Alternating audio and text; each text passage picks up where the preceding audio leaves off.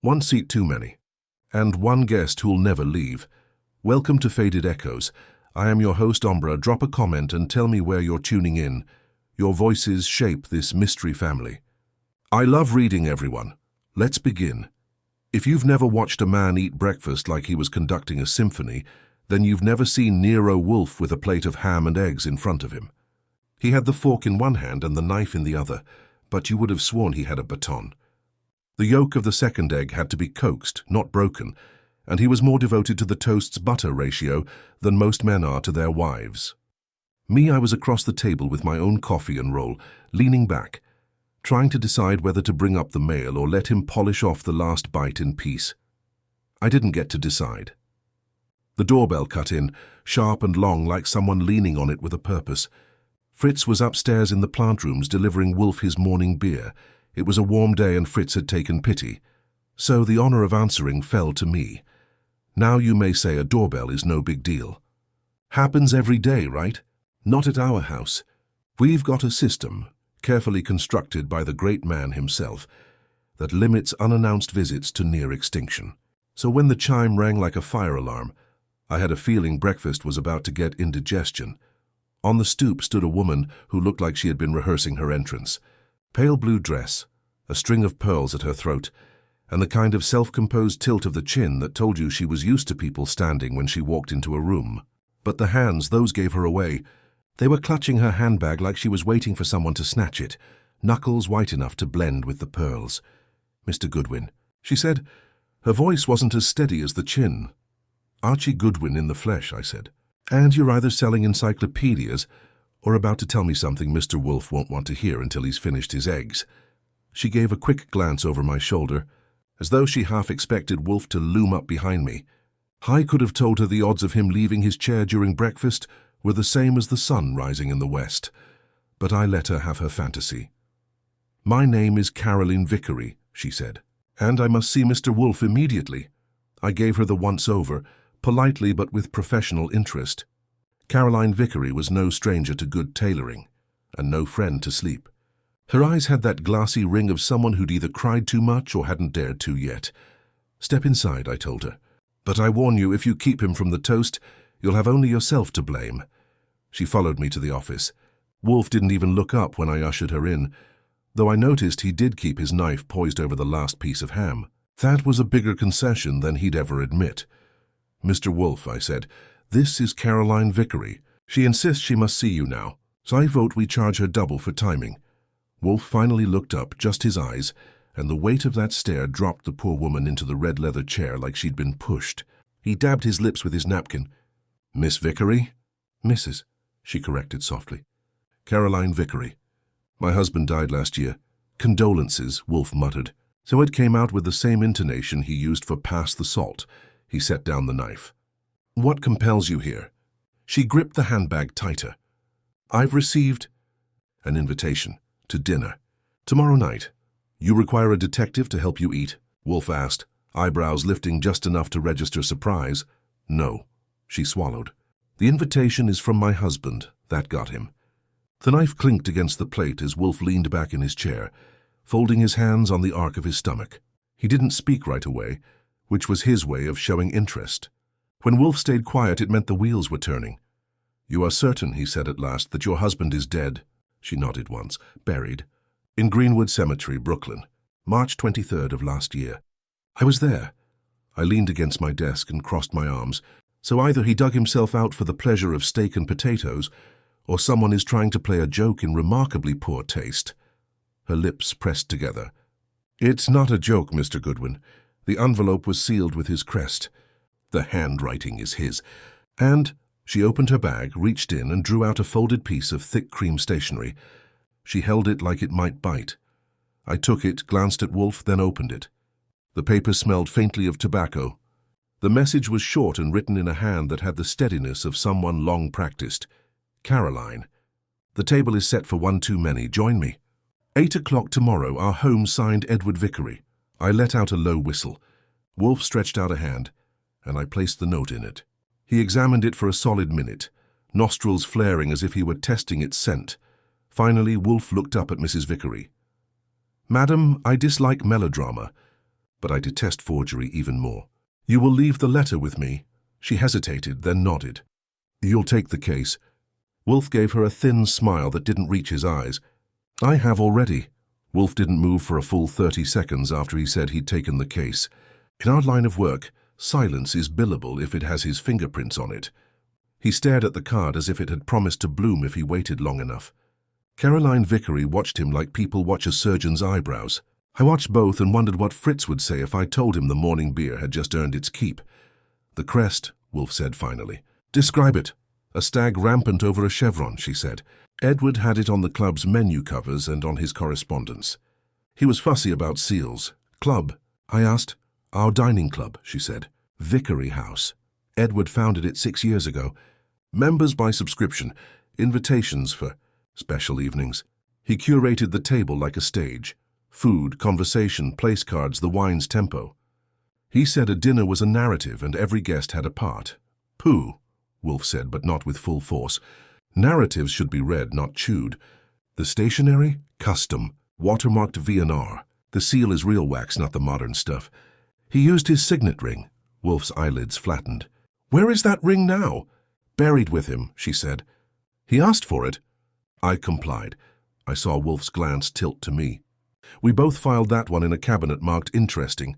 If the ring had sealed this, either someone had it or someone wanted us to think they did. I put out a hand for the envelope. She produced it. Heavy stock, cream, a faint scent I knew but didn't place until I saw Wolfe's nostrils do their little connoisseur flutter. Balkan mixture, he murmured. Latakia forward. Your husband smoked, Mrs. Vickery? He pretended he had quit, she said. He liked the ritual too much. I went to the phone and dialed the Gazette to catch Lon Cohen before lunch swallowed him. He answered on the second ring, all civic sunshine. I asked for an archive skim, obit on Edward Vickery, any follow-ups and a note on Vickery House, membership, partners, any trouble. Lon said he'd send a copy boy with clippings inside an hour if I promised Fritz's. Leftover popovers from last night. I told him I'd see what bribes the kitchen would tolerate and rang off.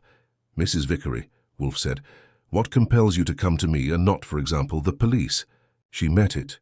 What would I tell them? That a dead man wants me to eat soup. If it's a forgery, it's cruel. If it isn't, it's worse.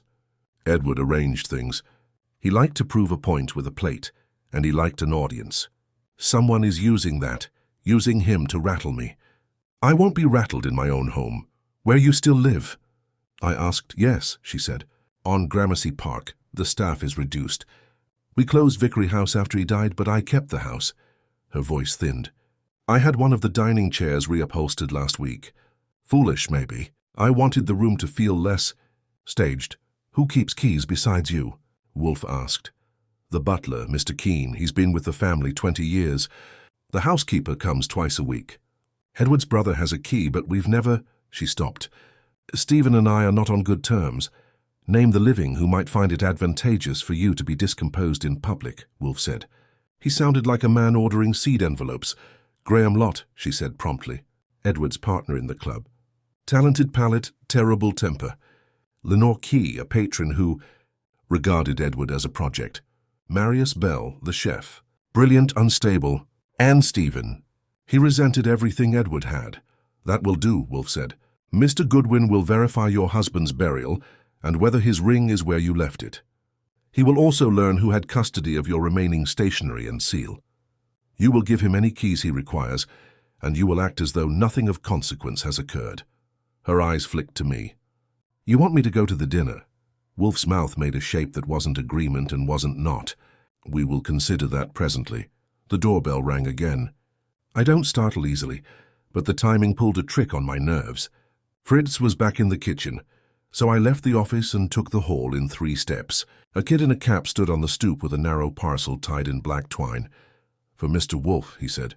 From Mr. Cohen. He didn't wait for a tip, which told me Lon had prepaid with something indecent from our pantry. I carried it in. Wolfe reached without looking, slit the paper with a practiced nail, and tilted the contents onto his blotter. Under the Gazette clippings lay a smaller envelope addressed in the same tidy script as Caroline's letter. No stamp, no postmark, hand-delivered. The crest winked at us in red wax. I looked at Wolfe, he looked at me. Caroline had gone still enough to qualify as furniture. "Open it," he said. Inside was a single place card, thick and cream, the kind that stays upright and announces how much the host cares whether you sit by the right candle. The name was written in a hand that matched the invitation, Nero Wolfe. Folded with it was a diagram of a round table, 6 settings drawn with neat circles. Each little circle had a name: Caroline, Stephen, Graham, Lenore, Marius, and snug between Caroline and an empty space, Nero Wolfe. "The table is set for one too many," I read. "Somebody's arithmetic is ambitious." Wolfe's eyes had gone narrow, which prudence says is not the moment to wave your arms. "An intrusion," he said softly. "Into my house. Into my timetable. That diagram," I said, "is either a joke with legs or someone who knows your feelings about leaving a chair." "It is vulgar theatre," he said, and for a man who eats with the concentration of a monk, that was close to profanity. He lifted the place card as if it might be contagious, sniffed and set it down. "Same paper, same ink. The wax is the same." "Then the messenger knew where to find us," I said. "Lon's boy brought this as wrapping." I skimmed the clippings and tucked them under my palm. "If Cohen didn't send the small one, our ghost catered the delivery." Caroline found her voice. "So now it isn't just me." "No," Wolfe said.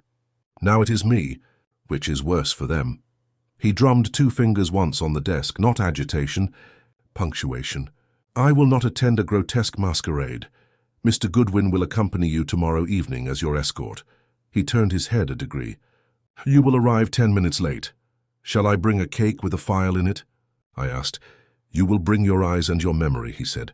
"And you will find where in that room the 7th chair is hidden." "There are only 6 names," Caroline said faintly. "Precisely," Wolfe said. "Yet the table is set for one too many. If the host is Mr. Vickery from beyond the grave, the extra is hubris. If the host is someone else, the extra is motive." He looked at me again. "Call Greenwood. Confirm the interment, and whether any disturbances of the grave have occurred. Speak to Mr. Keene at once, and ask who laid the dining room last. Then call Mr. Panzer and ask whether in the last week a certain stationer has sold a box of V&R stock to anyone using cash." "You don't know the stationer," I said. "I will within the hour," he said, touching the watermark with a fingertip the size of a walnut. "The fibre is Essex rag. The watermark is an affectation. The vendor will be an affectation also." Caroline rose, unsteady but holding to her angle. "I don't frighten easily," she said, and I believed her. "But whoever sent that wants an audience. He'll get one. I want him to choke on it." "Good," Wolfe murmured. "Appetite will be the axis. Mrs. Vickery, Mr. Goodwin will see you to a cab. Do not speak of this to anyone not on the diagram. Do not change your routine." She looked at the place card with his name, then at him. "And you? Will you—" "I will dine here," he said. "With decency." I got her to the door and watched the cab take her into the noon glare. When I came back, Wolfe was reading the clippings, lips pressed into the line that means a thought just parked and paid the meter. He passed me the top sheet. "Edward Vickery, beloved impresario of the table, died at 49, sudden cardiac failure at a charity tasting, mourned by wife Caroline. Survived by brother Stephen. No autopsy by request of the family. Lon's notes?" I asked. "At the bottom," Wolfe said. "Vickery House closed a month after. Lawsuit threats between Lot and the estate, quietly settled. Chef Bell dismissed before the funeral, rehired 2 weeks later, then gone. Miss Quay withdrew her patronage." He closed his eyes for a second like he was measuring the weight of the names. When he opened them, the look they had would have chilled a pot roast. "Archie," he said, "we have been invited to a farce. Kindly see that I am amused only at the beginning." I started my errands with the cemetery. Greenwood isn't in the business of encouraging ghosts, so the man on the phone was brisk. "Yes, Edward Vickery was interred March 23rd of last year. Lot number, location, particulars, all neatly in the ledger." "Any disturbances?"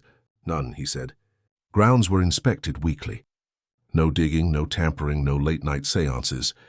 I asked about valuables, specifically a ring." He checked the burial record. Family had requested interment with personal effects, itemized as watch, ring, cufflinks. All sealed, no record of removal. That shut that door for now, though I marked it, check lock again later. Next, I called Vickery's butler. Mr. Keene's voice had the polish of a man who'd announced dukes to dining rooms and had no plans to stop. When I explained who I was, and that Mrs. Vickery had authorized my inquiries. He adjusted just enough to let me know he'd cooperate without liking it.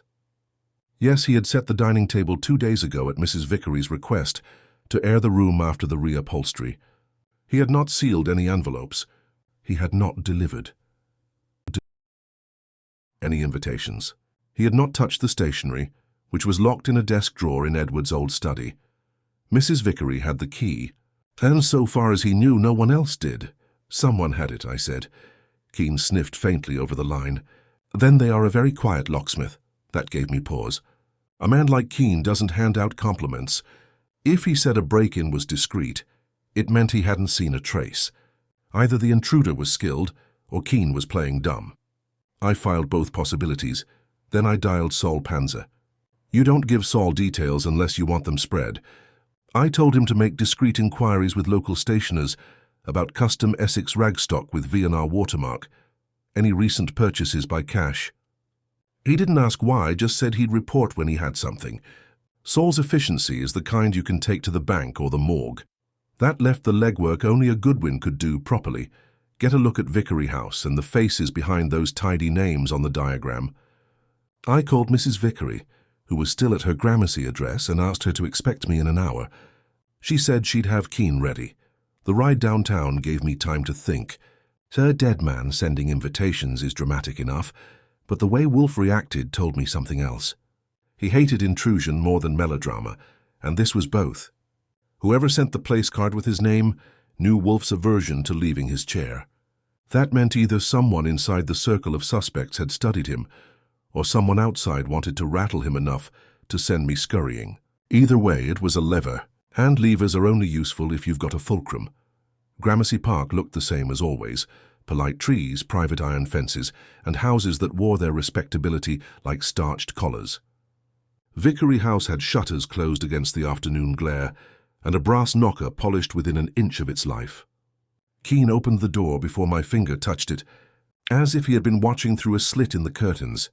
He was tall, lean, and had the carriage of a man who could carry a tray across a battlefield without spilling a drop. He bowed me inside. The hallway smelled faintly of polish and something older, like the ghost of a feast cooked a year ago. Mrs. Vickery will be down shortly, he said. Would you like to see the dining room? I would, I told him. He led me through double doors into a chamber that looked like it had been designed by a man who thought meals should be sermons. Long table, heavy chairs, candelabras, and an expanse of carpet thick enough to trip a careless alibi. The reupholstered chair stood out in pale green amid the darker set, like a single fresh leaf on an old branch. Mr. Vickery staged his dinners here, Keene said. His tone suggested reverence and weariness mixed in equal parts. He considered the arrangement sacred. Who else had a key? I asked, turning slowly. Only Mrs. Vickery, Mr. Stephen, and myself. The housekeeper is let in when needed. She has never entered this room without my supervision. And you're sure the desk drawer with the stationery hasn't been touched? He allowed himself a thin smile. I would notice. And I would not still be here if it had been. Before I could ask him who had the nerve to send invitations to the dead, Caroline entered. She wore a darker dress than in the morning, but the pearls remained. Her eyes looked less raw, though that might have been habit rather than recovery. I thought you should see the table, she said. Edward always believed the table spoke before the guests did. It told you whether you were honored or merely tolerated. I walked around, counted places, and bent close to the surface. A faint groove marred the wood where place cards had rested often enough to scar. The diagram had shown 6 names, but the table was built for 12. Whoever arranged the next performance would have room to spare. Do you still use his seal? I asked. She shook her head. I couldn't. It felt like forging him. I locked it away. And the ring? She stiffened. It is with him. I let that pass and shifted to another point. Tell me about Graham Lott. Her lips tightened. Edward admired him. Graham admired Edward's money. Their partnership ended badly. Threats of lawsuits, rumors of mismanagement. Graham fancied himself Edward's equal. He wasn't. And Stephen? My brother-in-law resented every inch of Edward's success. He thought Edward had stolen the family fortune. He still does. Lenore Kay, a widow who enjoyed attaching herself to brilliance. She tried to make Edward her project. He let her for a while, and Marius Bell. Her eyes flicked. genius in the kitchen. Dangerous outside it. He was dismissed, rehired, dismissed again. Edward said he had a palate worth indulging and a temper worth avoiding. That gave me the flavor of the suspects, but not the recipe. I nodded toward the reupholstered chair. Why change that one? She hesitated. It was his chair. He sat there for every dinner. I wanted it to look less like a throne. Keen's mouth moved like he wanted to object, but thought better of it. I thanked her and said I'd be in touch before the dinner tomorrow. On my way out, I noticed something odd. A faint scuff near the doorframe, too high for shoes, too shallow for furniture. When I asked Keen, he said it must have been from moving the chair.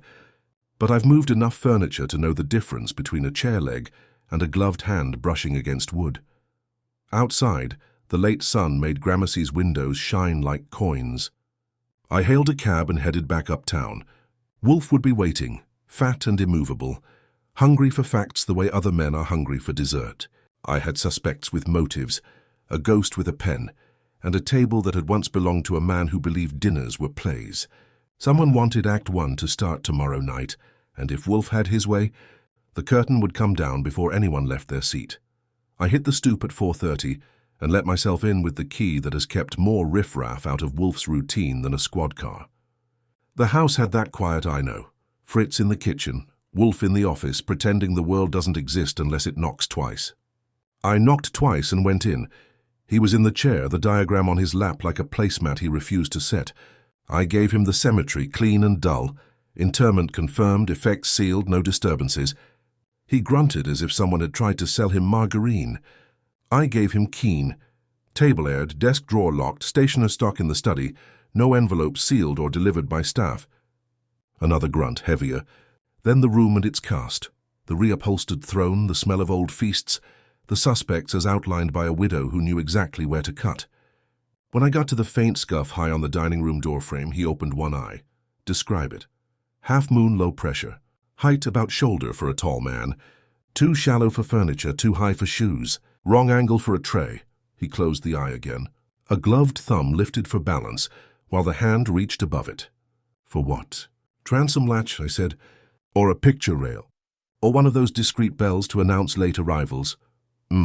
He let the sound hang. If they have fitted the room for cues, the theatre is not a haphazard one. The phone interrupted with the spare manners of our line. I took it. Saul didn't bother with hello. 2 shops in Manhattan carry Essex rag in that weight with novelty watermarks, he said. Hilliard and Sons on Madison, Piper Gray on West 45th. Hilliard sold a ream for cash 8 days ago. Buyer wore gloves, asked no engraving, took a stick of red wax. Clerk remembers a trace of heavy latakia when he leaned in. Piper Gray hasn't moved any in months. I'll get you a face when I can. If there's a signet involved, it wasn't ordered recently through either. I told him to keep pulling and hung up. Wolfe's lip made its little half-inch move. They scorn convenience, he said. Either they have a ring or they have a counterfeit cast already. If they had Edward's ring, it would have required a shovel or a favor at a mortuary, I said. I don't like either. It is possible to take a readable impression from old wax, he said. Vulgar but common enough among people who care more for effect than for craft. He shook the table diagram once, like he was trying to rattle a crumb loose. Report Mr. Keen's tone. Cooperative with starch. Protective of the room. He called any intruder a quiet locksmith. That is either pride or confession, Wolfe said. Or both. Before I could give an opinion, Fritz filled the doorway with the kind of indignation he saves for crimes against cuisine. Herr Wolfe, he said, the thermostat in the North Orchid room has been turned down 3 degrees. You could have told him the Pope had eloped and got less effect. Wolfe's shoulders lifted a 1/4 inch and dropped. When? I checked at 4, Fritz said. It was correct at 11. I had not altered it. The door was latched as I left it. Wolfe turned his head to me slowly, as if the muscles were weighing the worth of motion. We have had a trespass, he said. Subtle enough to flatter itself, stupid enough to be smelled. He pushed with his fingertips on the chair's arms and did not rise. Attend to the doors and windows. And the service entrance? Whoever touched my plants did not come down the chimney. I did a circuit. Front and back locks were intact. Window catches set. But at the service door off the kitchen, the paint on the hasp had a fresh scar, a clean nick where a tool had kissed it. Not a pry, more of a test, as if a hand wanted to know the bite before committing. I called Wolfe from the hall. He didn't come naturally. I brought the news in. "Fritz," he said, "until further notice, do not leave the kitchen door unattended, even for beer. The next hand that touches my orchids will lose a finger in imagination, if not in fact. To me. Our guest's resources include reconnaissance and the elementary discipline to avoid gross traces. He wanted to see if our house is as sacrosanct as mine. He has learned that it is not, or he wanted us to learn it isn't," I said. "You could read that scar as a stage whisper. Both can be true," Wolfe said. He set the diagram aside and tapped a finger on the invitation Caroline had left. "Our antagonist plays with appetite and protocol. He tampers with the ritual of dining and with mine very well. We will require counter-ritual." He shut his eyes. "At dinner tomorrow you will sit where you can see the door and the sideboard. The seventh chair is either literal and hidden or metaphorical and offensive. Your task is to find both." I told him about the reupholstered chair being Edward's old throne. His mouth flattened. "A woman's grief rearranges altars," he said almost gently. "Men resent the change because they worship the idol, not the right." He opened his eyes. The scuff suggests a reach above the door. "If there is a bell wire, follow it. If there is a latch left ajar, close it. If there is a place card not on the diagram, put it in your pocket." "And the suspects?" I asked. "Any preference for dessert first?" "Mr. Lott will simmer. Miss Quay will overseason her sentences. Mr. Bell, if present, will be in love with himself, and Mr. Stephen Vickery will hate upon principle. Choose the one who treats silence as if it ought to applaud him. That will be our host." He flicked 2 fingers toward the phone. "Call Mr. Keene. Instruct him that Mrs. Vickery will arrive precisely at 10 minutes after 8 with a companion. Tell him the house is not to be open to any tradesman, press or messenger between now and then." I dialed. Keene took it like an order he had already written on a list. He agreed with a crisp, "Very good, sir," that carried a frost warning. When I hung up, the phone rang again. I took it, expecting Saul. It wasn't. The voice on the line was a man's mid-range, trained to be pleasant the way a maitre d' learns how to smile with only his teeth. "Mr. Goodwin," he said, "tomorrow's menu has been amended. Kindly tell Mrs. Vickery that grains of paradise have replaced black pepper. It is more authentic. I let a beat pass." "And you are?" "A friend of the house," he said, and I swear I could hear the shape of the room he was standing in. High ceilings, soft walls, the faint ring that says expensive and empty. "You were right about arriving late. Don't be later than 10. The click was clean. I looked at Wolfe. "Our ghost has opinions on seasoning." "Of course he does," Wolfe said. "He is a man who thinks history is the same as taste." "Grains of paradise," he repeated, and his tone made a spice sound like a diagnosis. "Fritz?" Fritz had not left. "Yes, Herr Wolfe. Did you move your jar of aframomum?" "No," Fritz said. "It sits in the second row right of the mace. Why?" "Because a man who telephones to announce his authenticity has already been to check his terms," Wolfe said. "Mr. Goodwin, verify." I went to the rack. The jar was where Fritz said, but the lid was misaligned by a notch. Nothing unless you live with a cook who centers his lids like a sniper centers a scope. I loosened it, sniffed, and brought the jar back. "Opened and closed by a hand that doesn't care if it squeaks," I said. "Latakia from the paper, and grains of paradise from our kitchen. He's building a perfume." Wolfe's eyes had gone to slits. "He wants us to know what he knows," he said. "And he wants me to come." He brushed the place card with a knuckle, as if it had just insulted him in public. "He shall not have me." "He shall have you." "I always bring good table manners," I said. "You will bring them sharpened," he said. "If he has arranged his theatre as meticulously as I suspect, he cannot resist drawing the curtain in his own time. Let him. But watch his hands when he thinks you are watching his mouth." He leaned back and exhaled, not tired, measuring. "Tomorrow, Archie, the table will speak first. Make sure it says something foolish." The next evening I put on a suit that didn't squeak, and a tie Wolfe would approve of only because he hadn't chosen it. At 7:45 I was on Gramercy's stoop, where Caroline Vickery stood waiting like someone who'd forgotten whether to look defiant or scared, and settled for both. She wore black, not mourning but defiance, pearls again, and gloves that gripped the handle of her bag like it contained more than lipstick. "You're punctual," she said. "I'm a trained man," I told her. "When a ghost sends me a dinner invite, I don't want to be late for the soup course." Inside, Keane met us with the gravity of a man ushering in his own execution. The dining room gleamed. Candelabras lit, silver set, chairs pulled at perfect angles, the table polished enough to blind an amateur. At the head was the reupholstered chair, pale green like a spotlight. The place cards sat folded at each setting, the names in Edward Vickery's unmistakable hand: Caroline, Stephen, Graham, Lenore, Marius, and mine, snug between Caroline and the empty chair. I bent close. Ink still smelled fresh. "Who set these?" I asked Keane. "They were here when I entered at 6, he said stiffly. "I laid the cutlery, the glassware. The cards were already placed." Caroline's eyes flicked at me. "And you saw no one?" "No one." He gave it the weight of a vow. The clock struck 8. The front doorbell chimed almost on its heels. Keane disappeared and returned with the first guest, Stephen Vickery. If Edward had been the impresario, Stephen looked like the man who had been asked to fetch the coats. Lean, sharp-featured, dressed well enough but not comfortably, he entered with a sourness that filled the room before his words did. "Caroline," he said, "I didn't expect you'd indulge this circus, nor did I expect you'd accept an invitation written by your brother's hand," she said evenly. Stephen's eyes cut to me. "And this?" "Tescourt," she said. "Approved by Nero Wolfe." That made him blink. The name still carried weight. He looked at me like I was a card he hadn't known was in the deck. The bell rang again. Graham Lott entered, heavy-set, florid, the kind of man who lived well and wanted you to know it. His suit strained at the buttons, his smile did too. He greeted Caroline with too much warmth, Stephen with too little, and me with none at all. "This is indecent," he declared, surveying the table. "Edward's hand or some impudent thief's, dragging us back here like trained seals." He eyed the chair at the head. "If this is a joke, I am not amused." Lenore Key arrived next.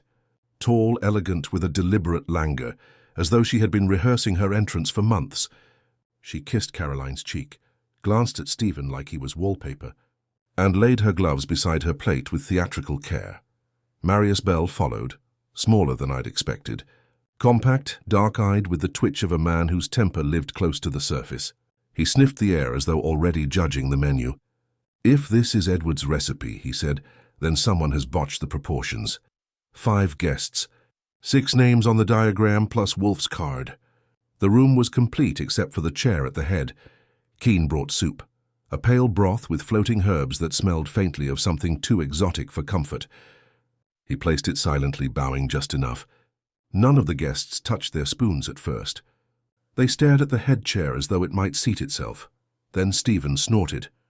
"Enough. My brother is dead, and whoever apes his hand will not keep me from a meal." He lifted his spoon. The others followed reluctantly, glances darting to the door, to the table, to each other. I kept my spoon untouched. My job wasn't appetite, it was eyes. Halfway through the course, Lenore gave a little gasp. She had unfolded her napkin, and inside it lay a card. Not a place card, an envelope, cream stock, sealed in red wax. Her hand shook as she broke it.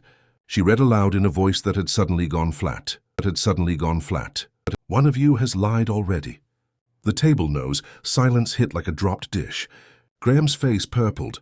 "Lied about what?" Marius sneered. "We're here, aren't we? If anyone lied, it was you, Graham, when you swore you never touched the accounts." Stephen slammed his spoon down. "Edward isn't here to accuse me, so don't think you can put his words in your mouth." Caroline's hand tightened on her spoon, but she kept her eyes on me. She didn't speak. The soup went cold. No one touched it again. Keane cleared with silent efficiency and brought the next course, fish glazed in a sauce that smelled faintly peppery. Grains of paradise. I tasted nothing, but Wolfe's warning rang clear in my head. Watch the hands, not the mouths, and that's when I saw it. Graham, in the act of reaching for his glass, palmed something from beneath his place card, a slip of folded paper smaller than an envelope. He slid it under his cuff with the clumsy secrecy of a man out of practice. I made no move. Not yet. But I filed it where Wolfe would want it. A mark against Graham Lott, amateur magician with bad sleeves. The clock struck 9. The candles guttered slightly, though there was no draught. And then, as if timed with the stroke, the bell chimed again. Keane hesitated, glanced at Caroline, and went to the hall. The guests froze, half risen from their chairs. A murmur of voices, then footsteps. Keene returned, face pale, and behind him came a figure none of us had expected. Tall, broad, wrapped in a dark coat despite the warmth, the man moved with slow certainty. His hair was white, his eyes sharp, and his hand rested on the back of the pale green chair. Caroline gasped. Stephen swore. Graham made a sound between a laugh and a choke. The man sat down. "Good evening," he said. "I trust you've saved me a place." And the voice was Edward Vickery's. Caroline's knuckles whitened on the stem of her glass. Stephen half rose like a man told his mortgage had sprouted legs. Lenore's hand went to her pearls, which was either sincerity or choreography. Graham's mouth tightened as if he'd bitten peppercorns whole. Marius smiled the way a small carnivore smiles when the cage door swings. I didn't move. Wolfe had told me to watch the hands, and the man's hands were good. Broad, well-kept, a faint tan line where a ring might live, and a smoothness at the knuckles you don't get from kneading dough or balancing ledgers. He rested them lightly on the table's edge as if the wood were a pet. "Edward," Caroline said, and her voice put the word on trial. "If this is an obscenity—" "It would be," he said, "if it were not me." The tone was easy, deep, and carried that self-assurance you hear from men who have never needed to raise their voices to be obeyed. "Caroline, forgive the theatrics. I wanted the table to speak first." Stephen laughed once, ugly. "Ghosts don't get forgiven. They get exorcised. Take off your mask." "No mask," the man said, amused. "Though I admit a year underground does change one's complexion." He reached for the fish. The fork was in his left hand, the knife in the right. The knife did the work. He cut like a man who had rehearsed his angles. I watched Caroline watching his hands and saw the tiniest flinch, something that said a memory had stubbed its toe. Marius sniffed.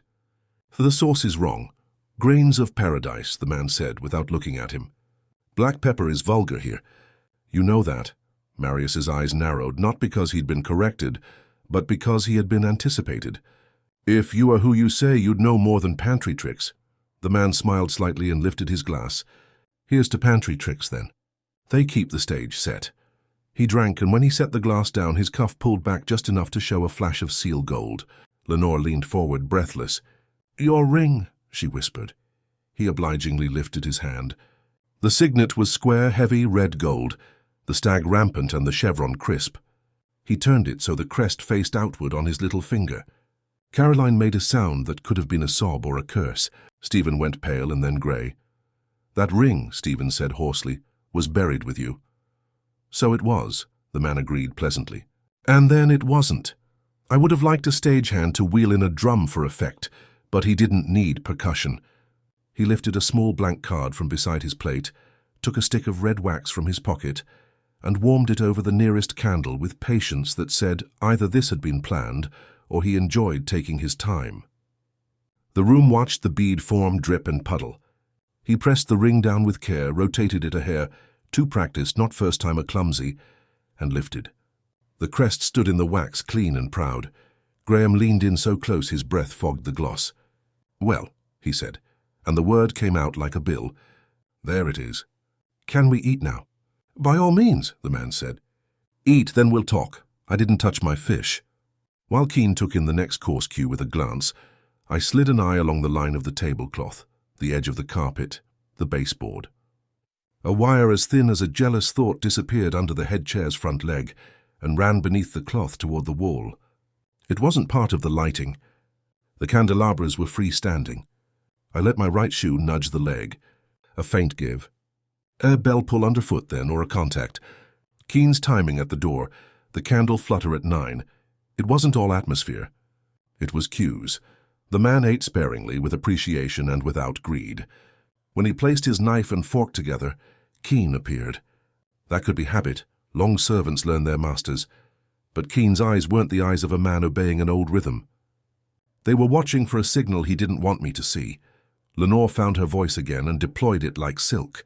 "Edward, darling," she said, pouring charm like wine, "if this is real, you owe us an explanation." "I owe no one explanations," he said mildly, "but I will pay you one later." He turned his head, taking in the circle. "For now, let us inventory our appetites. Graham, still hungry for the accounts? Stephen, for the house? Marius, for a kitchen that will forgive you? Lenore, for a project? Caroline—" He paused just long enough to cut the word in two. For peace. Graham's chair creaked. Don't start, he warned, cheeks working. We all came because you dragged us. If you want something, say it. I have, the man said, gesturing to the table. I want you here. I want you to remember how to behave. He looked at the place cards, then touched the empty one beside Caroline and mine, and I wanted one more. But he is too wise to leave his chair. He knew Wolfe hadn't come. That wasn't magic. My name at the table instead of Wolfe's was information if you were a man who acquired information. Still, the way he said it, without irritation, almost with respect, gave me a twinge. Either I was up against a good actor with a good study, or the dead had been keeping up with the living. Keane brought a roast that had more authority than some mayors. The aroma lifted the room a little. Conversation didn't. Everyone had sorted themselves into the same positions they'd likely held a year ago, but time had made those postures stiff. Caroline watched without blinking. Stephen drank. Graham sweated. Lenore arranged her features into compassion. Marius's jealousy sweated through his pores, which is a talent. I tried a small experiment. Mr. Vickery, I said, your club's cellar. You had a fondness for a 28 Barolo from Giacosa. He looked at me amused. I had a fondness for the performance people made of pretending to know their Barolo. But yes, Giacosa's 28 had a structure that frightened away the ignorant. Then you'll be pleased, I said, nodding at the bottle on the sideboard Keane had just opened. The label matched. The cork beside it was stained blacker than wine would allow. Latakia had a way of making its introductions everywhere. Keane saw where my eyes went and moved the cork without looking like he was moving it. I filed that under hands. Midway through the roast, a small commotion began under the cloth at Graham's end. He jerked his knees back, cursed, and fished. A folded slip had appeared exactly where his lap met linen. He palmed it fast, but not faster than my eyes. He read it. And fat doesn't blanch, but it tried. He stuffed it in his pocket and cleared his throat. Excuse me, he muttered. Powder room. Later, the man at the head said. It wasn't loud, but it had steel. Graham sat back down like the chair had tugged him. Edward, Caroline said quietly, and the quiet did more than shouting would have. You died at a charity tasting in March. There was a service. There was a grave. If you are you, why? Because, he said, someone wanted a story to end. I dislike poor endings. That was the truth or a rehearsal of it. He turned to Stephen. Little brother. Stephen flinched. Don't call me that. Don't call me that. One of you has lied already. The table knows. Silence hit like a dropped dish. Graham's face purpled. Lied about what? Marius sneered. We're here, aren't we? If anyone lied, it was you, Graham, when you swore you never touched the accounts. Stephen slammed his spoon down. Edward isn't here to accuse me, so don't think you can put his words in your mouth. Caroline's hand tightened on her spoon, but she kept her eyes on me. She didn't speak. The soup went cold. No one touched it again. Keane cleared with silent efficiency and brought the next course, fish glazed in a sauce that smelled faintly peppery. Grains of paradise. I tasted nothing, but Wolfe's warning rang clear in my head. Watch the hands, not the mouths, and that's when I saw it. Graham, in the act of reaching for his glass, palmed something from beneath his place card, a slip of folded paper smaller than an envelope. He slid it under his cuff with the clumsy secrecy of a man out of practice. I made no move. Not yet. But I filed it where Wolfe would want it. A mark against Graham Lott, amateur magician with bad sleeves. The clock struck 9. The candles guttered slightly, though there was no draught. And then, as if timed with the stroke, the bell chimed again. Keane hesitated, glanced at Caroline, and went to the hall. The guests froze, half risen from their chairs. A murmur of voices, then footsteps. Keane returned, face pale, and behind him came a figure none of us had expected. Tall, broad, wrapped in a dark coat despite the warmth, the man moved with slow certainty. His hair was white, his eyes sharp, and his hand rested on the back of the pale green chair. Caroline gasped. Stephen swore. Graham made a sound between a laugh and a choke. The man sat down. Good evening, he said. I trust you've saved me a place. And the voice was Edward Vickery's. Caroline's knuckles whitened on the stem of her glass. Stephen half rose like a man told his mortgage had sprouted legs. Lenore's hand went to her pearls, which was either sincerity or choreography. Graham's mouth tightened as if he'd bitten peppercorns whole. Marius smiled the way a small carnivore smiles when the cage door swings. I didn't move. Wolfe had told me to watch the hands, and the man's hands were good. Broad, well kept, a faint tan line where a ring might live, and a smoothness at the knuckles you don't get from kneading dough or balancing ledgers. He rested them lightly on the table's edge as if the wood were a pet. "Edward," Caroline said, and her voice put the word on trial. "If this is an obscenity—" "It would be," he said, "if it were not me." The tone was easy, deep, and carried that self-assurance you hear from men who have never needed to raise their voices to be obeyed. "Caroline, forgive the theatrics. I wanted the table to speak first." Stephen laughed once, ugly. "Ghosts don't get forgiven. They get exorcised. Take off your mask." "No mask," the man said, amused. "Though I admit a year underground does change one's complexion." He reached for the fish. The fork was in his left hand, the knife in the right. The knife did the work. He cut like a man who had rehearsed his angles. I watched Caroline watching his hands and saw the tiniest flinch, something that said a memory had stubbed its toe. Marius sniffed. "The sauce is wrong. Grains of paradise," the man said without looking at him. "Black pepper is vulgar here. You know that." Marius's eyes narrowed, not because he'd been corrected, but because he had been anticipated. "If you are who you say, you'd know more than pantry tricks." The man smiled slightly and lifted his glass. "Here's to pantry tricks, then. They keep the stage set." He drank, and when he set the glass down, his cuff pulled back just enough to show a flash of seal gold. Lenore leaned forward, breathless. "Your ring," she whispered. He obligingly lifted his hand. The signet was square, heavy, red gold, the stag rampant and the chevron crisp. He turned it so the crest faced outward on his little finger. Caroline made a sound that could have been a sob or a curse. Stephen went pale and then grey. "That ring," Stephen said hoarsely, "was buried with you." "So it was," the man agreed pleasantly. "And then it wasn't. I would have liked a stagehand to wheel in a drum for effect, but he didn't need percussion." He lifted a small blank card from beside his plate, took a stick of red wax from his pocket, and warmed it over the nearest candle with patience that said either this had been planned or he enjoyed taking his time. The room watched the bead form, drip, and puddle.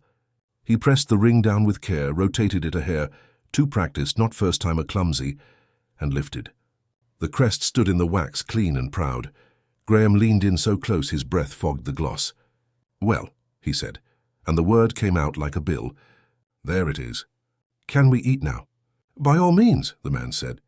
"Eat, then we'll talk. I didn't touch my fish."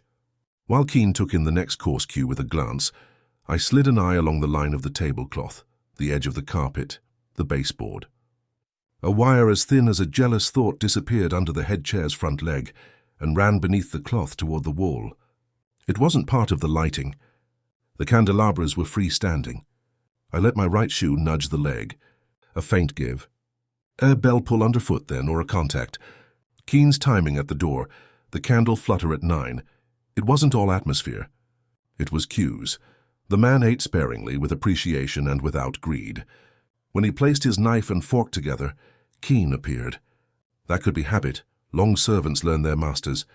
But Keane's eyes weren't the eyes of a man obeying an old rhythm. They were watching for a signal he didn't want me to see. Lenore found her voice again and deployed it like silk. "Edward, darling," she said, pouring charm like wine, "if this is real, you owe us an explanation." "I owe no one explanations," he said mildly, "but I will pay you one later." He turned his head, taking in the circle. "For now, let us inventory our appetites. Graham, still hungry for the accounts? Stephen, for the house? Marius, for a kitchen that will forgive you? Lenore, for a project? Caroline—" He paused just long enough to cut the word in two. "For peace." Graham's chair creaked. "Don't start," he warned, cheeks working. "We all came because you dragged us. If you want something, say it." "I have," the man said, gesturing to the table. "I want you here. I want you to remember how to behave." He looked at the place cards, then touched the empty one beside Caroline and mine, and I wanted one more. But he is too wise to leave his chair. He knew Wolfe hadn't come. That wasn't magic. My name at the table instead of Wolfe's was information if you were a man who acquired information. Still, the way he said it, without irritation, almost with respect, gave me a twinge. Either I was up against a good actor with a good study, or the dead had been keeping up with the living. Keene brought a roast that had more authority than some mayors. The aroma lifted the room a little. Conversation didn't. Everyone had sorted themselves into the same positions they'd likely held a year ago, but time had made those postures stiff. Caroline watched without blinking. Stephen drank. Graham sweated. Lenore arranged her features into compassion. Marius's jealousy sweated through his pores, which is a talent. I tried a small experiment. Mr. Vickery, I said, your club's cellar. You had a fondness for a 28 Barolo from Giacosa. He looked at me amused. I had a fondness for the performance people made of pretending to know their Barolo. But yes, Giacosa's 28 had a structure that frightened away the ignorant. Then you'll be pleased, I said, nodding at the bottle on the sideboard Keene had just opened. The label matched. The cork beside it was stained blacker than wine would allow. Latakia had a way of making its introductions everywhere. Keene saw where my eyes went and moved the cork without looking like he was moving it. I filed that under hands. Midway through the roast, a small commotion began under the cloth at Graham's end. He jerked his knees back, cursed, and fished. A folded slip had appeared exactly where his lap met linen. He palmed it fast, but not faster than my eyes. He read it, and fat doesn't blanch, but it tried. He stuffed it in his pocket and cleared his throat. "Excuse me," he muttered. "Powder room." "Later," the man at the head said. It wasn't loud, but it had steel. Graham sat back down like the chair had tugged him. "Edward," Caroline said quietly, and the quiet did more than shouting would have. "You died at a charity tasting in March. There was a service. There was a grave. If you are you, why?" "Because," he said, "someone wanted a story to end. I dislike poor endings. That was the truth or a rehearsal of it." He turned to Stephen. "Little brother." Stephen flinched. "Don't call me that. Don't call me that." Glasses went up because muscles do what custom tells them to. I let mine hover and measured the room. Lenore was watching the man's mouth. Stephen was watching the ring. Marius was watching the knife at his own setting, as if considering the proofs a blade can make. Graham was watching the door. The door obliged. A knock. Triple, neat, more signal than request. Keene froze. The man at the head smiled like an actor whose cue has landed. "Right on the line," he said. "Keene." Caroline's voice was steel wrapped in silk. "No. We are not open to tradesmen, press, or messengers tonight." "We are open to no one," Stephen put in, sudden authority for once in his voice. "Keene, if you—" "It's all right," the man said gently, and his foot did the small press on the wire that made servants arrive. "It's for me," Keene went. He was gone long enough to make the air lean. He returned with a silver tray and a small parcel on it, narrow, wrapped in brown paper, tied with black twine. It looked exactly like the bundle Lon Cohen's boy had brought to our door, except the handwriting on the label was not Lon's, unless Lon had taken a sabbatical to a finishing school. "For Mr. Vickery," Keene said. The man did not hurry. The string came loose under a thumb that liked ropes. He unfolded brown paper, with a neatness that would have made a coroner jealous, and lifted the lid on a long, slim box. Inside lay a knife, table-size, antique, bone-handled, and a folded scrap of cream. He read the scrap, smiled privately, and set it down where we could all see. "Use the right tool." Marius laughed once, delighted despite himself. "Whoever's writing your lines, he has taste. Whoever's writing my life, he does too," the man said pleasantly, and he touched the knife's spine like you touch a pet. He didn't cut anything. He didn't need to, I excused myself. "Not out loud, there are ways." I rose when Keene moved behind me, so that his tray hid me from the head of the table for 2 beats. I made for the hall as if I'd gotten the powder room signal on my own knee. No one stopped me. In the quiet beyond the dining room, the house breathed in the old bones of the banister and the rugs. A light showed under the study's door. The desk where the stationery lived was a thing with too many drawers for decency. The lock on the right-hand one had been replaced recently, new brass unscarred. The lacquer around it had a faint crescent scuff at shoulder height, the kind a gloved thumb leaves when you steady yourself to reach up to a transom latch that hasn't been opened in years. The drawer itself, when I tried it, resisted just long enough to make me think about virtue and then gave. Inside, creamstock-stamped V&R, a stick of red wax with the wick already used, and a crumpled paper bag that had been shoved down and then reconsidered. Hilliard & Sons, Madison Avenue, in tasteful ink. Sol's voice said hello in my ear without the telephone. I let the bag fold small and find my pocket. I left the box of paper like a hunter leaves feed.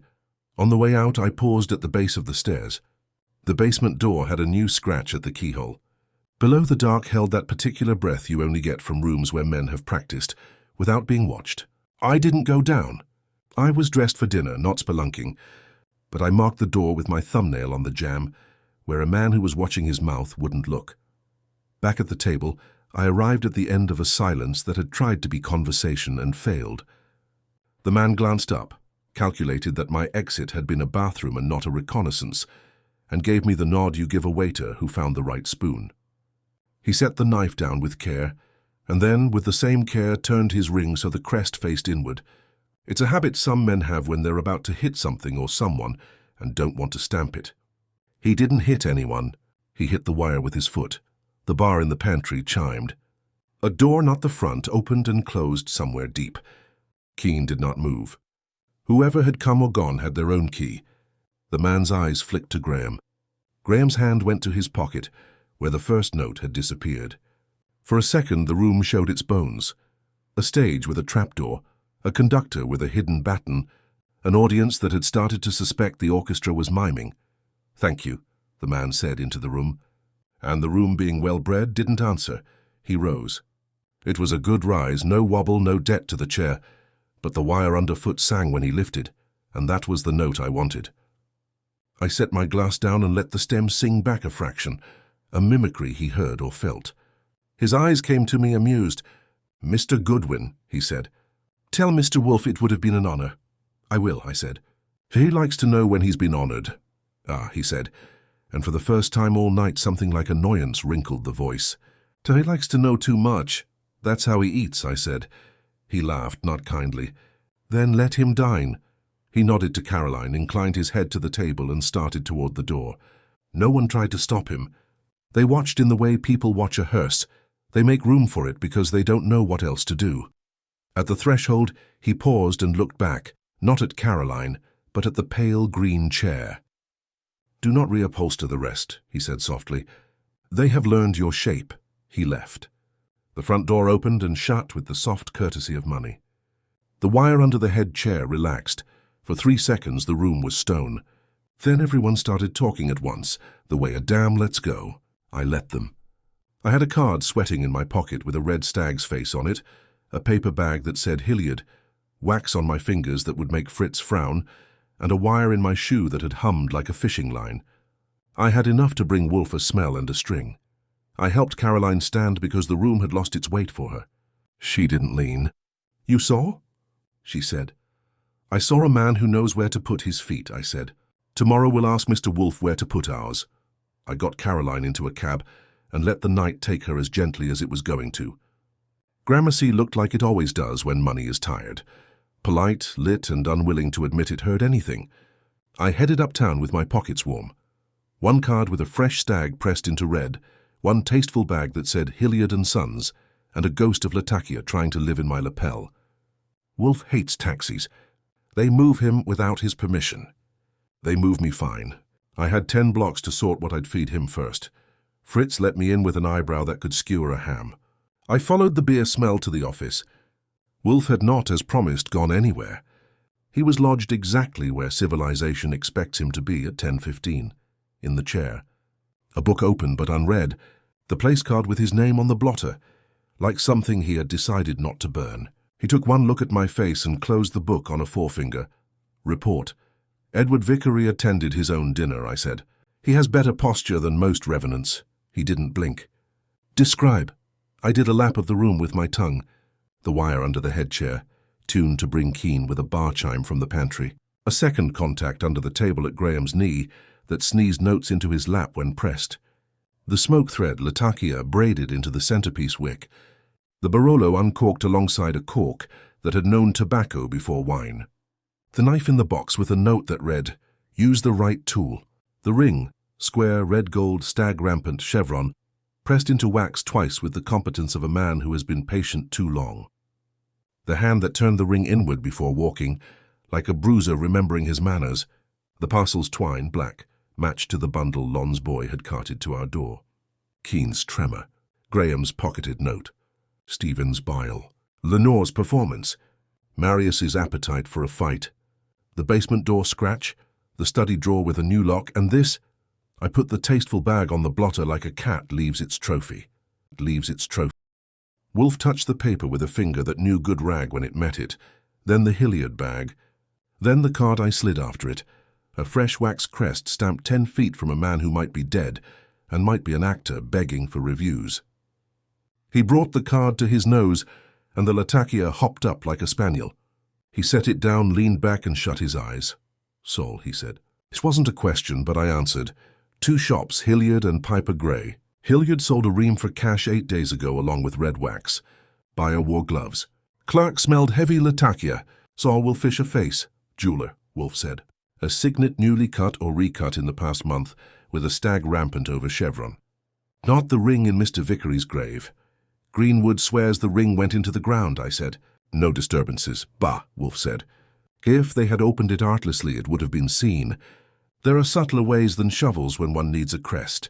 A ring may be cast from an impression. A new ring may be cut from a design. The impression here, he tapped the wax, is too clean. A ring worn daily carries scars. The wax records them. Your card does not. The bevel is virginal. The edges are not eroded by habit. His eyes opened. Our Edward is an affectation skilled in affectations. He knew a lot, I said. Grains of paradise for the fish. Barolo label, right? He handled the knife, the cues, the timing. He had Keene tuned like a piano. Keene, Wolfe said, rolling the syllable in butter. A loyalist or a conscript? His hands shook when he laid the envelopes, I said. But not when he trimmed candles that didn't need trimming. He answered the pantry bar like he had learned a new religion and was trying not to look converted. Will he lie to us? Wolfe asked. He'll lie to himself first and see if he likes the taste, I said. If not, he'll try it on us. The phone rang. I took it. Sol with his usual bedtime story voice. Hilliard's boy remembered the buyer's hair too white for his hands, he said. Left-handed with the pen, right-handed with cash. Accent clean Midtown. Walked with a softness. Says he could tap a man's shoulder in a crowd, and the man would assume it was air. Also, he asked whether Hilliard kept sealing rings in the case. Clerk said no. Buyer said pity. You want me on jewelers for fresh signets with stags? I'll spread a net. Spread, I said. Add engravers who recut heirlooms from photographs, and anyone who bought red gold blanks. Sol said. If he made it on 26th Street off a wax, they'll be filing somewhere. He hung up to go smell the city. Good, Wolfe said. What about Graham? He pocketed something under his card. Later, he fished a second note out of his lap, courtesy of the knee button. He tried to leave. Our host told him no. Either Graham's been siphoning from accounts, or somebody wants him to think the table knows it. He watched the door like it owed him money. Stephen? Weekly letters to the lawyer about selling the house, I said. He hates on instinct. If he's helping the show, the motive is to frighten Caroline into a sale or a mistake. And Miss Quay. She would like the role of widow's mentor with benefits. She watched the host's mouth. If she knows who he is, she knows it from rehearsals. Marius? Ready to explode, I said. He liked the knife like a dog likes a stick. If he's in for sport. If he's out, he's still dangerous. Mr. Keene knows the cues and the wires. Trembled at the envelopes. He announced the parcel with too much neutrality. Someone used either his loyalty or his dread to lay the room. Wolfe nodded once, heavy as a seal. We will relieve him of the burden of choosing. He opened a drawer, took out a stack of our cards, heavy cream, discreet type, and slid one to me. You will invite them all tomorrow at 11. Mrs. Vickery, Mr. Stephen Vickery, Mr. Lott, Miss Quay, Mr. Bell, and Mr. Keene. The invitation will be a summons. Use the police if you must. The police, I said, and raised both eyebrows for flourish. Inspector Kramer, he said dryly, likes nothing I do, including breathing. But he likes fakes less. Tell him a man presented himself as the late Mr. Vickery and used the wires in a private house to enforce presence. He will come because he will want to dislike it in person. He touched the place card with his name. And bring Mr. Pearly Stebbins if he wants to watch someone perspire. Which someone? Whichever tries to leave first, Wolfe said. That is the privilege of guilt to be impatient. I took the card with the wax. You want this in a drawer or under a microscope? Neither, he said. Briefly on the radiator, I looked at him. You want to make a dead man sweat? The gold dust pressed into the wax will bleed free at a fixed point, he said. If the dust is jeweler's rouge or filings from a red gold blank, it will scent the air differently than Latakia.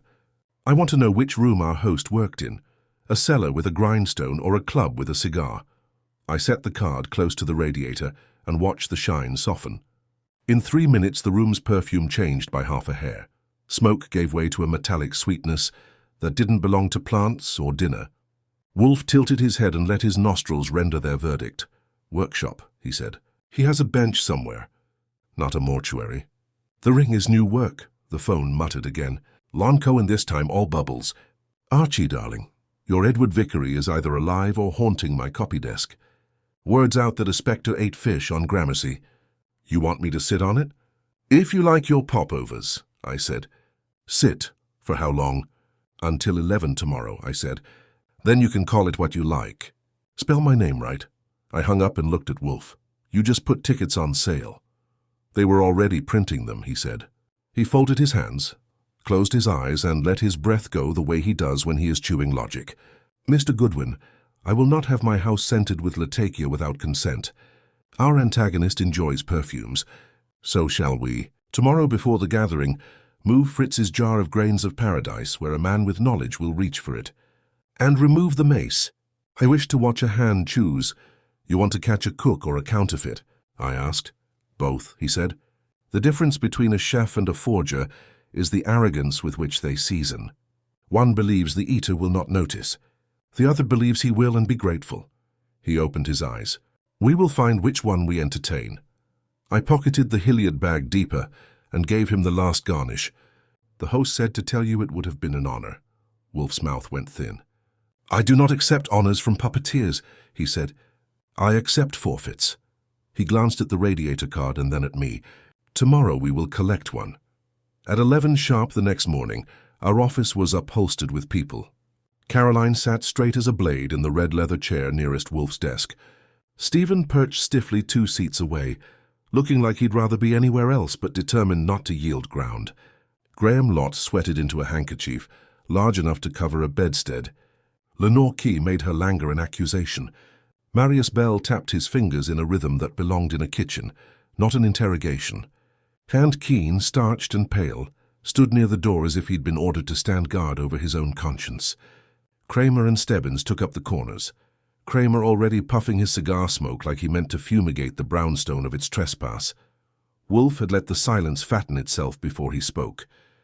He sat behind his desk, huge and still, hands steepled in front of him, as if the weight of the world was not nearly as interesting as the bowl of orchids behind him. At last he opened his eyes and aimed them like spotlights. You were all present last night, he said, at a performance staged to revive a man who is and remains dead. The imposture was a deception, but one calculated with such fidelity that it persuaded even those who knew him best. It is intolerable. Stephen gave a dry laugh. Tell that to the corpse who ate his dinner. Phooey, Wolfe said. You were gulled by pantomime, Mr. Goodwin. That was my cue. I laid the Hilliard & Sons bag on the desk, then the place card stamped with a stag crest as fresh as new snow. Stationer on Madison sold a box of this paper and a stick of red wax 8 days ago. Paid cash, buyer wore gloves. Smelled like Latakia. Saul Panzer traced it. Clerk says the buyer asked about ceiling rings. Add to that, I held up the card. The impression is too clean. No scars, no wear. Ring is a fake or a recent recut. Edward's ring went into the ground and stayed there. This one was born last month in a jeweler's back room. Lenore's breath hitched, genuine or staged. Graham wiped his brow. Wolfe went on as if they hadn't moved. The impostor demonstrated knowledge of Mr. Vickery's habits, menus, wines, spices. He also demonstrated access to Mrs. Vickery's study, where the stationery and seal were kept. The lock is new. The drawer has been entered. That narrows our field to those with opportunity and motive. Kramer blew smoke like a cannon. So who's our Hamlet, Wolfe? Quit varnishing. I do not varnish, Wolfe said sharply. I deduce. He turned back to the room. Mr. Lott, your appetite for accounts is well known. You palmed a note beneath your card last night. You know you did. What did it say? Graham floundered, crimson. It said nothing worth repeating. Wrong, Wolfe said. It said precisely what you fear, that your siphoning from the club accounts has been observed. It was bait to keep you compliant. You are not the imposter. You are a victim with greasy fingers, Graham sagged. Kramer grunted, scribbling. Mr. Bell, Wolfe continued, you would not have had the patience for such a production. You might have stabbed a man at the table, but you would not stage one. Your value to the imposter was culinary knowledge and temperamental fireworks. You too were a pawn. Marius smirked, but it didn't reach his eyes. Miss Quay, Wolfe said, turning his gaze. You watched the impostor's mouth, not his ring. You looked for a lover, not a master. Your vanity betrays you. You were not the puppeteer. She flushed, but held her chin high. Mr. Stephen Vickery. Wolfe let the name hang. You wrote to lawyers pressing to sell the house. You had motive to unsettle your sister-in-law, to make her seem unstable, to force a sale. Yet you lacked imagination. No, you were invited as bait for your own greed. Stephen's fists clenched, but his lips stayed shut. That leaves, Wolfe said, voice dropping. Mr. Keene. The butler stiffened. You alone knew the table's old rhythms, Wolfe went on. You alone could tune wires beneath the cloth to bells in the pantry. You alone could place envelopes without discovery. Your tremor last night was not fear of deceit. It was fear of recognition. The imposter relied on you to conduct his play. You gave him cues. You made his resurrection possible. Keene's lips parted. I did not. You did, Wolfe said coldly. But you did not do it alone. The man himself is not in this room. He is a fraudster, an actor, schooled in Edward Vickery's habits, armed with a counterfeit ring and Caroline's stolen stationery. But without you, Mr. Keene, he would have stumbled. Without you, the bells would not have chimed on cue. Without you, the table would not have spoken, Kramer barked. So you're saying the butler did it? No, Wolfe said with disdain. The butler abetted it. The imposter is another. Keene, who is he? Keene swallowed hard.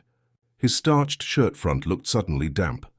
He said Edward had promised him the club once, that he deserved the role.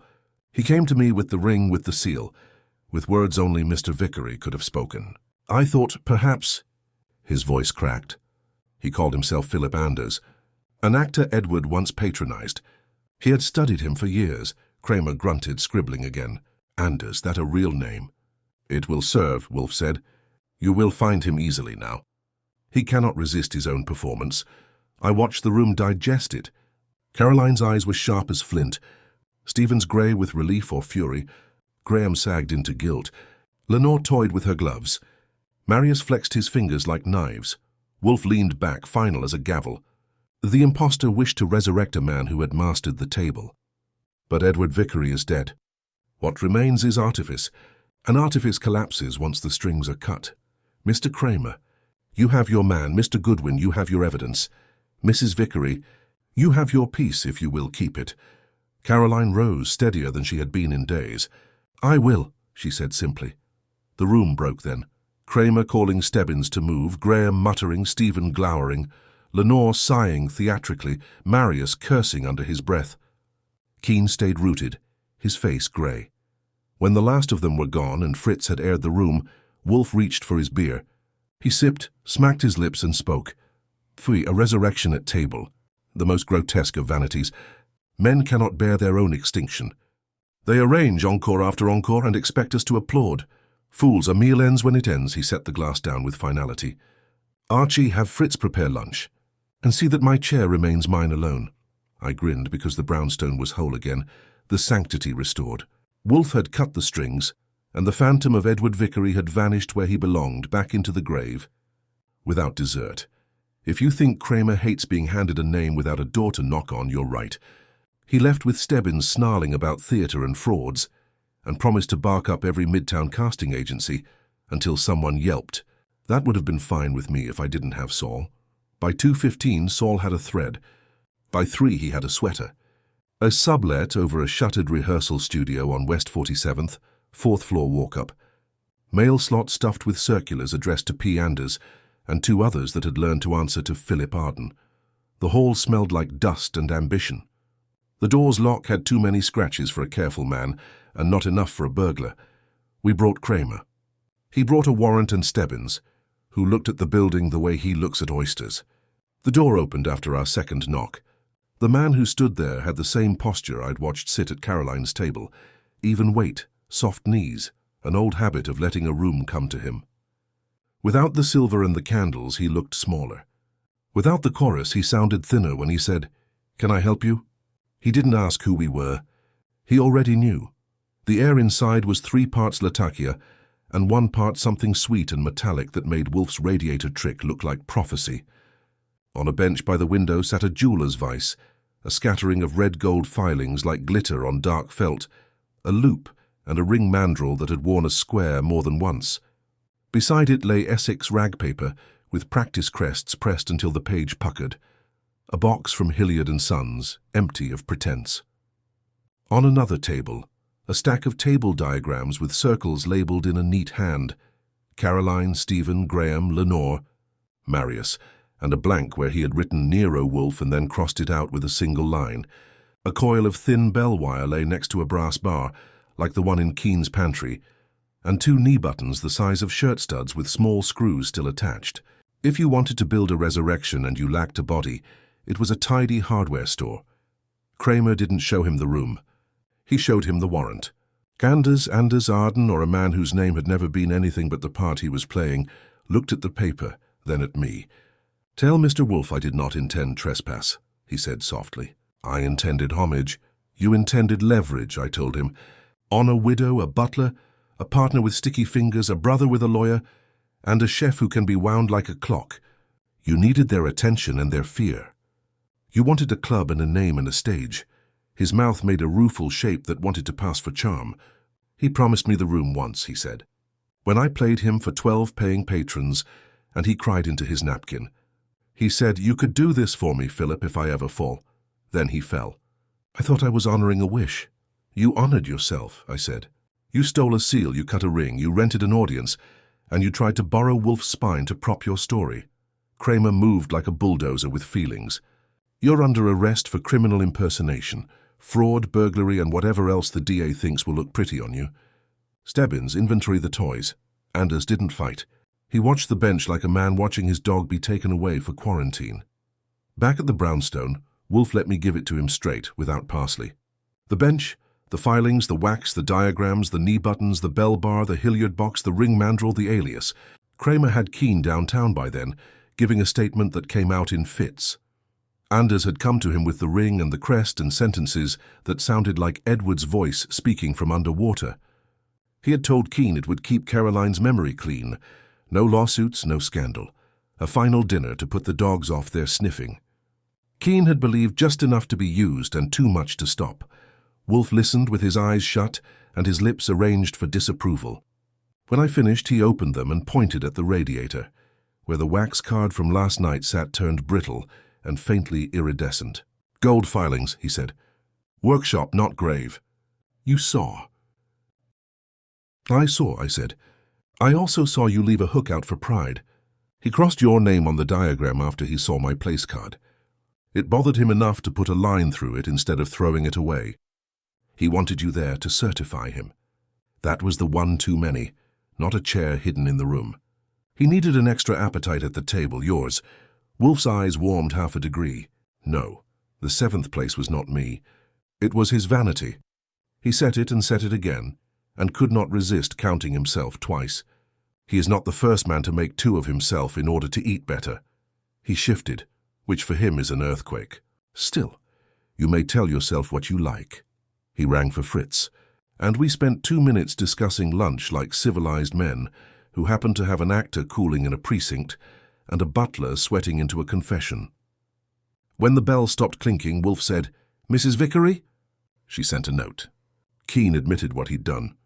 She won't prosecute him for burglary if Kramer can see him as a witness and not a prize. She will prosecute Anders for everything the law has a draw for. And she asks if she should close the dining room. Wolfe looked over my shoulder at his orchids, the way a man looks at a cemetery and a garden at once. "No. The dining room is not at fault for the mouths that misuse it. She should open it when she can stand to hear knives again. But she should never again permit a bell to ring without her hand. The ritual must be hers." He had a second beer and another thought. "Mr. Lott?" Sent his lawyer to the DA, ready to make restitution before they ask. He will call it a reconciliation. The papers will call it a misunderstanding. He will stop watching the door when there is no one left to knock. Mr. Stephen Vickery? He is telling himself he was protecting the estate. He is also avoiding mirrors. He has told Caroline he will not write the lawyer again.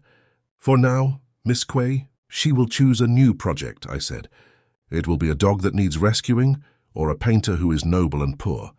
She will not choose an actor for a while, Mr. Bell. He will pay the boy and not throw knives for a month, and then he will throw something else. But perhaps he will count to 10 first. Wolfe steepled again. Men rehearse their faults with the same rigor they rehearse their parts. To cure a vice, one must cancel a schedule, not an evening. He cocked his head at me. And you, Archie? I will change my suit, I said. Latakia makes it smell like I've been smoking in a gentleman's club, and we don't spend enough time in those for it to be a habit. We took delivery of Kramer half an hour later, with gratitude and cigar smoke. He gave Wolfe credit as if it had barbs. Anders had folded just enough. He'd found an old Vickery letter sealed with wax at the bottom of a box of club menus in a storage closet. Taken its impression in putty, had a red gold ring cut off 26th Street, bought paper and wax from Hilliard, and drilled Keane with cues until the old rhythms felt like destiny. The notes to Graham were blackmail wrapped in a dead man's scrawl. The parcel with the knife was theatre to keep the room rigid. The phone call about grains of paradise had been a flourish after he sniffed our spice rack. Kramer said a jury would hate him and love the story. Wolfe said juries loved their own appetites best, and that would do. When they left, the brownstone settled an inch. I sat and let the chair know it had done good work. Wolfe eyed the place card with his name and, with 2 fingers, slid it into a drawer he uses for mementos he won't admit to liking.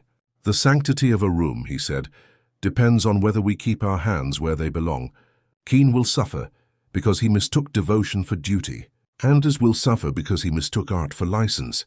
And you? I asked. I, he said, closing the drawer, will eat. At dinner, Fritz served a simple roast and vegetables that had not been rearranged by any man's ego. Wolfe took his time with both. When we finished, he leaned back and gave me the line I knew was coming, polished to his liking. A table is an agreement, he said. We gather to be nourished, not to be convinced we do not die. Men who require encores at supper deserve to be shown out before dessert. Fair, I said. But the Barolo was good, he snorted. The Barolo was vulgar. I let that sit because the night was quiet and the chairs were where they belonged. The case had started with a letter that smelled like tobacco and ended with a stage where the curtain had dropped in the right place. Caroline would decide what to do with her dining room. Keane would decide what to do with his conscience. Anders would have a new audience without props. Wolfe would have orchids and punctual beer, and me, I'd have a fresh tie, an appointment with a cleaner, and the satisfaction of watching a ghost sit down and then get up again like a man. Kramer had left with his prize and Stebbins lumbering behind, and the house was once again as it should be. No actors, no imposters, no wires humming under chairs. Fritz had shut the door with the quiet satisfaction of a man who has preserved order in his kitchen, and the only scent left in the office was Wolfe's beer. I sat back, looking at the empty red leather chairs across from the desk, and thought about the ones at Vickery House, where last night had played like a fever dream. Caroline Vickery sent her thanks in writing 2 days later. The note was short, formal, and sealed without a crest. She said the dining room would remain closed for now. Not as a tomb, but as a room waiting for its proper use. She had dismissed Keane without fury, she added, but with finality. A butler who keeps secrets at the table, she wrote, cannot serve in my house. I could almost hear Wolfe grunt approval through the paper. Graham Lott wired restitution into the estate's accounts before the district attorney could sharpen a pencil. Lenore Kay moved on, leaving behind a rumor of a new protege in the theatre district. Marius Bell lasted 3 weeks before a frying pan met a wall and a patron withdrew support. But that was his nature. Stephen Vickery had gone quiet, licking his wounds in some club where men complained about the death of standards. The stage Anders built collapsed, as all false stages do, leaving only dust. Wolfe, of course, had not budged from his chair through any of it. On the 3rd evening after, he set down his fork and declared the fraud was inevitable. He dabbed his lips, heavy as a verdict. The world is swollen with men who cannot bear that their appetites will one day end. So they contrive continuations, plays, impostures, encores, believing that if they can hold an audience, they can cheat extinction. It is vanity. A meal is finite. It concludes, I said, and dessert? Dessert, he said with the faintest twitch of a smile, is for those who know when to stop eating. That was Wolfe, tidy as ever, wrapping a case with a moral no jury would have phrased so cleanly. He had restored the sanctity of the brownstone without leaving it, cut the strings of an actor who mistook theatre for life, and reminded every one of us that the table only belongs to those who sit honestly. When Fritz cleared, Wolfe leaned back and shut his eyes. "Archie," he murmured, "no more guests this week. Not even ghosts?" I asked. His eyes opened just enough to pin me. Especially not ghosts. So the brownstone returned to silence, the table set only for those who belonged, and Nero Wolfe, as always, had the last word.